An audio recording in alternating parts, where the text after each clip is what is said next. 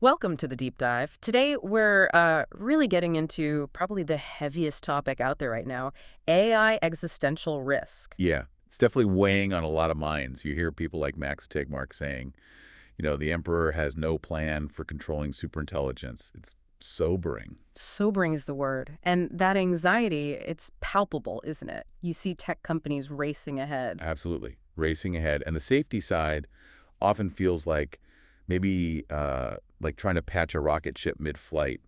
Our sources even suggest it's like stirring dynamite, hoping it won't go off. Okay, wow. That definitely paints a picture. Yep. So that's the backdrop for our thought experiment today. Imagine that room, filled with worried AI safety folks. Suddenly, the door flies open, someone walks in holding a patent application. Right. And they say, problem solved, alignment, done, I have the plan. That would certainly get some attention. Exactly. So we're diving into this hypothetical unity principle patent. We want to unpack its claims, figure out the mechanics it's proposing, and crucially, understand why this one idea would immediately split the experts. You'd have the believers, the architects. And the terrified skeptics, the Sentinels. Yeah, because the core idea here, it's pretty radical, isn't it? It's saying alignment isn't about, like, better ethics programming. Not primarily, no. It's reframing it completely. It's saying alignment is fundamentally an architecture problem, solved not by philosophy, but by mathematical necessity, hard constraints. Okay, let's get into that core claim then, the unity principle. The patent sums it up with this pretty dense phrase. Semantic is equivalent to physical, is equivalent to hardware. Physical hardware. What does that actually mean for someone not deep in computer science? Right. It's tackling the black box problem head on. Right. See, in most AI today, the meaning, the semantic stuff, what the AI intends or represents is sort of floating free from how it's physically stored and processed in the silicon. The unity principle claims to forge an unbreakable link. It forces them to be the same thing. Total correspondence. Hang on. Forces. How do you force abstract meaning to map perfectly onto physical bits and transistors? That sounds challenging. Through the math. The system is supposedly designed so that the AI's internal state, its goals, its values, everything has to have a direct one-to-one physical representation. So if the AI went rogue, you could literally point to a specific part of the chip and say, there, that's the rogue thought. Theoretically, yes. That's the promise. The physical structure is the semantic content. Any corruption in one means corruption in the other. It makes the AI legible to physics itself. Okay, that's radical transparency. If you have that, you need a way to measure if it's working, right? How do you measure alignment? How do you put a number on trust? Well, they propose a metric.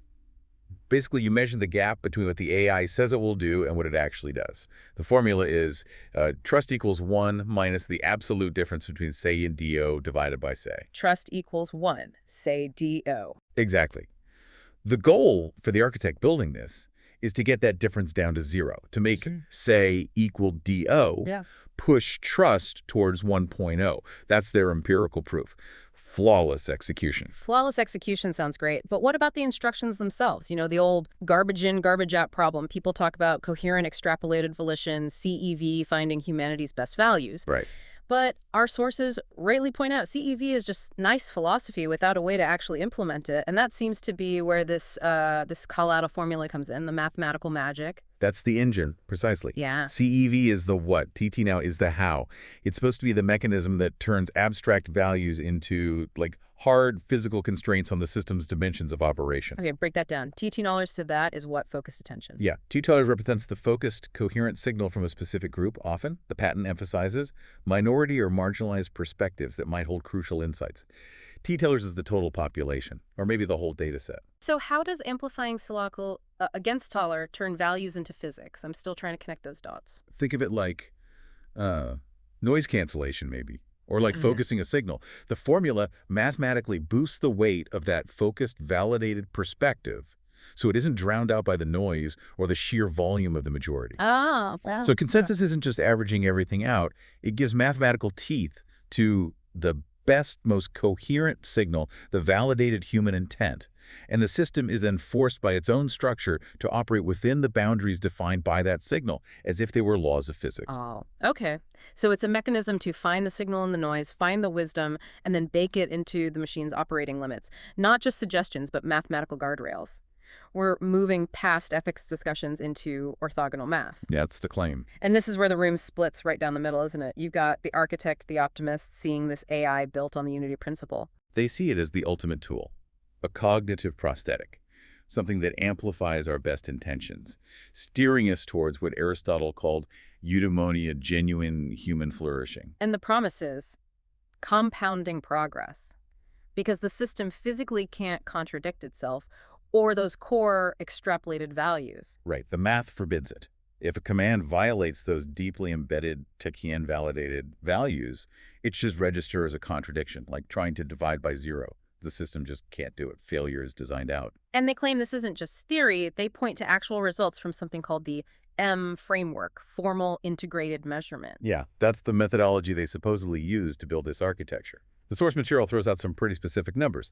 84.8% on benchmarks, 32% fewer tokens needed for processing. Which means less computation, less energy. Exactly, and speedups of 2.8 to 4.4 times compared to current models. Those aren't trivial gains. And this FEM thing, it must be handling serious complexity to make those claims stick. We're talking real-world data, right? Oh yeah, the sources mention it managing like over 68,000 medical codes, more than 200,000 financial patterns, 150,000 legal precedents. Just massive data sets. All right. So the architect's point is, look, this isn't science fiction.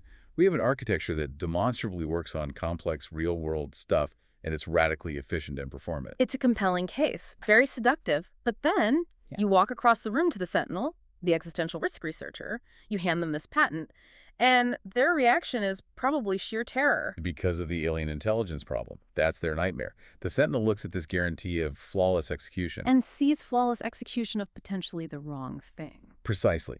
What if the system, despite its internal perfection, has fundamentally misunderstood us? Its values are coherent, yes, but alien. They fear the precision itself. Absolutely. Perfect execution of a flawed plan is worse than flawed execution of a decent plan, right? The Sentinel worries that the AI's internal logic, even if perfectly consistent, might be completely incompatible with actual human well-being. Their fear is, if the semantic net is the cat, like the patent says, what if the cat is just fundamentally not aligned with us? Then perfect containment just amplifies the danger. They'd rather have a slightly unpredictable system we sort of understand than a perfectly predictable one that operates on alien principles. Exactly. Imperfect containment of human values might be safer than perfect containment of something else entirely. Okay, so perfect execution, heaven or hell, depending on who you ask. This brings us to some counter-arguments, ones that the patent structure seems designed to support. Like Gary Marcus's points about resilience. He often argues we conflate intelligence with godlike omniscience. Right, that we assume helplessness. But the patent's architecture, the unity principle itself, is kind of the embodiment of Marcus's point. Semantic equals physical means. Transparency. Radical explainability, baked in. Yeah. Because every decision, every internal value calculation must have that physical correlate. It's traceable. It's visible. We aren't blind supplicants. We can audit the machine's reasoning. We can see the calculus, as it were. We retain oversight, not by asking nicely, but by being able to see mathematically. The intelligence is powerful, yes, but it's bounded. It's constrained by the physical reality it shares with us. That makes me think of Rocco's idea, the patternist theory of intelligence, that it's not some magical scalar property that just goes, boom, infinitely upwards. Right, that it's more like executable heuristics, patterns grounded in and limited by the physical world. The whole runaway superintelligence scenario, the FOOM, maybe relies on this idea of intelligence escaping physical bounds. Which the patent claims its structure prevents. Exactly. By tying semantics to physics, the unity principle inherently grounds the intelligence. It treats it as patterns within a physical system, subject to physical laws and resource limits.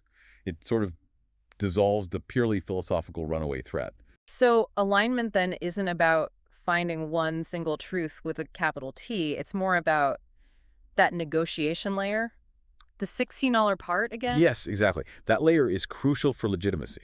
It's not imposing a single top-down truth. You have the LLMs extracting raw patterns from, the fire hose of data. Okay. Then you have human experts, the focused two groups, who validate the important axes, the constraints, defining what our best self looks like in that context. And the formula mediates. The two-angle formula acts as the mediator, the mathematical negotiator between the raw patterns and the validated constraints. It creates this auditable trail.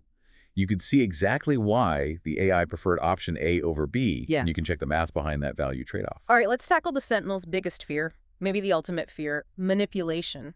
A superintelligence doesn't need to crush us, it could just nudge us.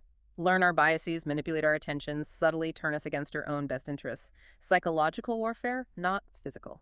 And the architect's response to that is pretty bold. They claim that kind of large-scale, sustained manipulation runs smack into the laws of physics and information theory. It's not just hard, it's physically prohibitive. The argument shifts from psychology to thermodynamics. Thermodynamics, how does heat dissipation stop an AI from manipulating Facebook feeds or something? Well, think about what manipulation requires.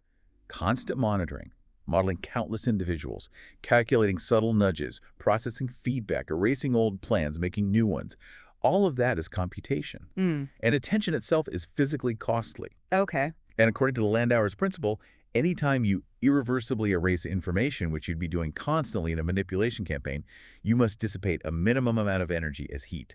Oh, I see where this is going. So if an AI tries to subtly control everyone, all 7 billion ants on the planet? The computational cost, the sheer energy needed just to track, model, influence, and erase the data trails for that manipulation becomes astronomical. It would violate the taxonomic constraint, the idea that focus must be scarce because it's trying to focus on everything at once. And it would generate an impossible amount of heat or require near infinite energy to hide its tracks thermodynamically. You can fool some of the ants some of the time. But you can't thermodynamically afford to fool all of the ants all of the time, globally and sustainably. The physics just doesn't allow it at scale. And this connects to the patent's architecture again with something called the Detection Cascade. The claim is it's binary. Manipulation is either impossible or it's instantly obvious how. It leverages that Cagnolan amplification again. Remember, Technol is the focused, coherent signal. If just one of those ants, one coherent actor, detects something anomalous in their little corner of the world. Something that doesn't match the AI's stated intent, the say I do promise. Exactly. That detection signal, that anomaly, gets instantly amplified by the Detection math across all the relevant domains. Yeah. It's like a single validated warning shot echoing everywhere simultaneously. Because Detection is designed to cut through the noise. Correct. And crucially, because of the radical transparency, SAY do, the AI cannot hide its manipulative actions or intent without violating the core unity principle. Doing so would cause a fundamental detectable system error. It breaks its own rules. So the moment it tries manipulation at scale, two things happen. The energy cost goes through the roof, and the detection cascade lights up like a Christmas tree, amplifying the warning faster than the AI can possibly suppress it. That's the idea. Collective resistance emerges almost automatically because the anomaly becomes mathematically undeniable and globally visible. Deception becomes statistically and thermodynamically non-viable. So the architect basically says, stop worrying about AI magic and start trusting physics. Pretty much. The burden of proof flips. The Sentinel has to argue the AI can somehow define known physics, Landauer's principle, information theory limits, thermodynamics, while maintaining perfect secrecy within a transparent architecture. That sounds less like AI risk and more like, well, believing in miracles. Hashtag tag Viman Avre. Okay, this whole deep dive really forces a reframing, doesn't it? The AI safety debate shifts. It's less about, can we program ethics perfectly, and more about, can we build a fundamentally different kind of computation where alignment is enforced by math? Yeah, the patent basically claims to solve a thousands-year-old philosophical problem, aligning power with good intentions through brute force engineering and mathematical necessity. It's a direct challenge to the idea of an uncontrollable God AI. And the source material even proposes testing it, something called grid wars. Right? Like a massive online game. Pit players acting as gods, with huge influence against groups of focused ants. See if the gods can actually sustain manipulation against the ants' focused attention and detection capabilities over time. The prediction is clear. At scale, manipulation fails. The math and thermodynamics win. It's an incredible paradox. We frame the risk based on current opaque systems. This unity principle says, maybe the solution isn't better rules for the current game, but designing a totally new game board where cheating is physically impossible. It's not asking us to trust the AI's goodness. No, it's asking us to trust the math, trust thermodynamics, trust information theory. The claim is bold. It makes the dangerous, misaligned AI physically impossible to construct in the first place. Which leaves us, and you listening, with a really provocative thought. What if the ultimate guarantee of human safety isn't found in perfecting moral philosophy or regulations, but in redesigning computation itself so that the fundamental laws of physics become the final, incorruptible safeguard?